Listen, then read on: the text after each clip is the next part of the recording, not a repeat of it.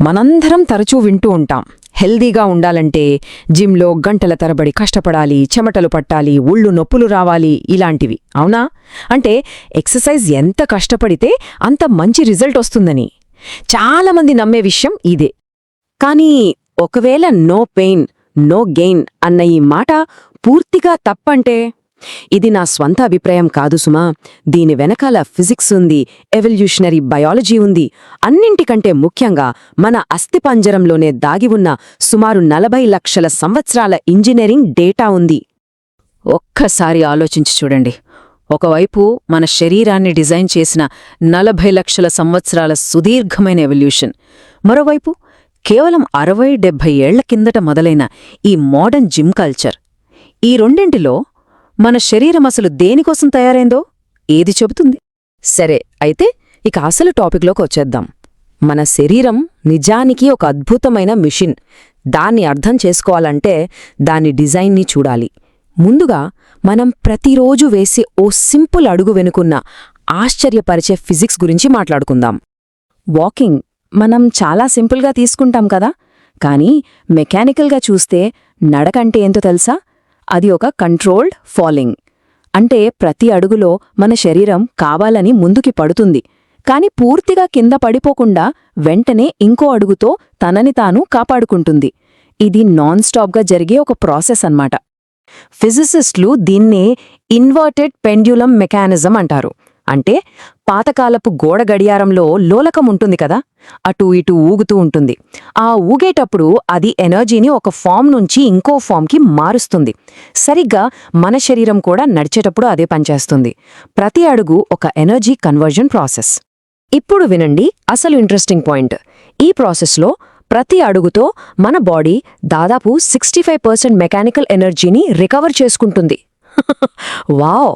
అంటే మన కండరాలు పెట్టే ఎఫర్ట్ కేవలం 35% మాత్రమే. మిగతాదంతా గ్రావిటీ, ఫిజిక్స్ మనకిస్తున్న ఫ్రీ గిఫ్ట్ అన్నమాట. దీన్ని రన్నింగ్తో పోలిస్తే ఈ ఎఫిషియన్సీ ఇంకా క్లియర్గా అర్థమవుతుంది. వాకింగ్ అనేది ఫ్యూయల్ ఎఫిషియెంట్ క్రూజింగ్ లాంటిది. అంటే తక్కువ పెట్రోల్తో ఎక్కువ దూరం వెళ్లడంలా. మరి రన్నింగ్ అదొక కారుని సెకండ్ గేర్లో ఫుల్ స్పీడ్తో నడపడం లాంటిది. గమ్యానికి ఫాస్ట్గా వెళ్ళొచ్చేమో కానీ ఫ్యూయల్ ఎక్కువ ఖర్చవుతుంది. ఇంకా మన జాయింట్స్ మీద దాదాపు 3 రెట్లు ఎక్కువ ప్రెషర్ పడుతుంది.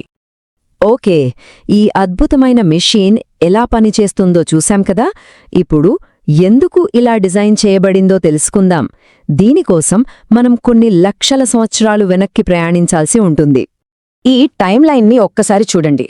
పెద్ద బ్రెయిన్స్, రాతి పనిముట్లు, నిప్పుని కంట్రోల్ చేయడం, చివరకు భాష, వీటన్నింటికన్నా కొన్ని లక్షల సంవత్సరాల ముందే మన పూర్వీకులు 2 కాళ్ల మీద నిలబడి నడవటం మొదలుపెట్టారు. ఈ బైపెడలిజం అదే హ్యూమన్ ఎవల్యూషన్కి ఫౌండేషన్ వేసింది. మిగతావన్నీ దాని తర్వాత వచ్చినవే.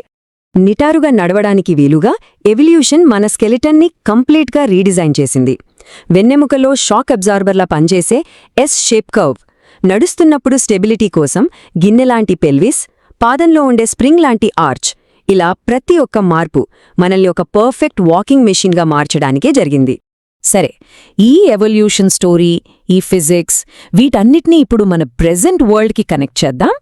మన పూర్వీకుల లైఫ్ స్టైల్ని ఇప్పటికీ ఫాలో అవుతున్న వాళ్ళ దగ్గర నుంచి, అలానే మోడర్న్ సైన్స్ నుంచి మనం ఏం నేర్చుకోవచ్చో చూద్దాం.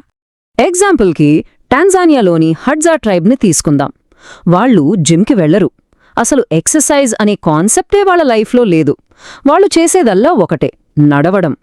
ఫుడ్ కోసం, వాటర్ కోసం, బంధువులను కలవడానికి, ఇలా వాళ్ళ డైలీ లైఫ్ మొత్తం గంటల తరబడి కంటిన్యూస్ వాకింగ్తోనే నడుస్తుంది.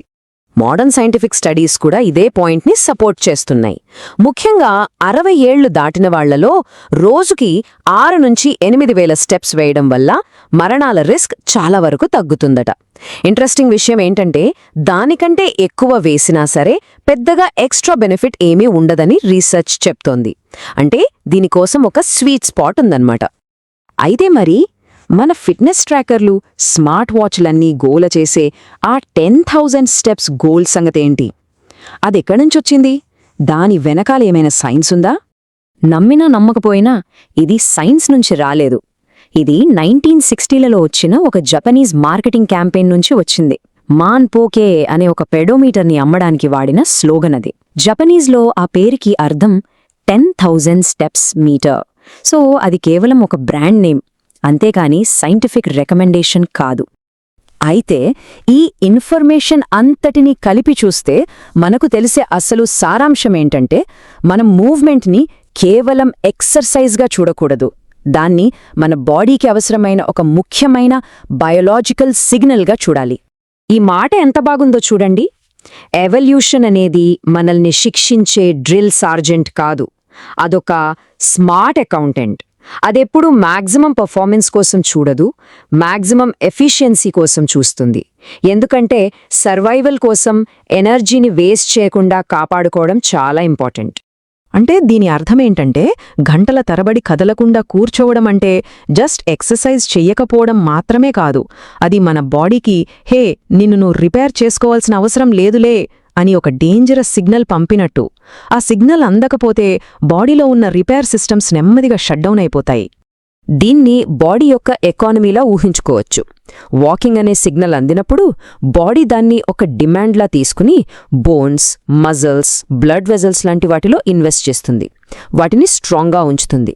అదే ఆ సిగ్నల్ ఆగిపోయిందనుకోండి, బాడీ ఆ ఇన్వెస్ట్మెంట్ని వెనక్కి తీసుకుని ఆ రీసోర్సెస్ని వేరే చోటికి, ఫ్యాట్ని స్టోర్ చేయడం లాంటి వాటికి మళ్ళిస్తుంది.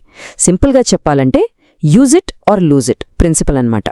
సో ఈ మొత్తం డిస్కషన్ యొక్క మెయిన్ పాయింట్ ఇదే. మన ఉనికికి కారణమైన ప్రతి ఒక్క పూర్వీకుడు నడిచారు. లక్షల సంవత్సరాలుగా సాగిన ఈ గ్రేటెస్ట్ వాకింగ్ ఆప్టిమైజేషన్ ప్రాజెక్ట్ యొక్క లేటెస్ట్ ప్రోడక్ట్ మనమే. మన బాడీలోని ప్రతి బోన్, ప్రతి మజిల్, ప్రతి సెల్ ఆ వారసత్వానికి ఒక సజీవ సాక్ష్యం. అందుకే ఒక్క ప్రశ్న, పలానా చోటికి వెళ్ళాలి అనే టెన్షన్ లేకుండా, టైం చూసుకోకుండా, ఫోన్ పక్కన పెట్టి కేవలం నడవడం కోసమే నడుస్తూ మన శరీరం చేస్తున్న ఈ అద్భుతాన్ని ఎప్పుడైనా గమనించారా? ఈ చాలా సింపుల్, సహజమైన మూమెంట్లో ఎంత మ్యాజిక్ దాగుందో ఒక్కసారి ఆలోచించండి.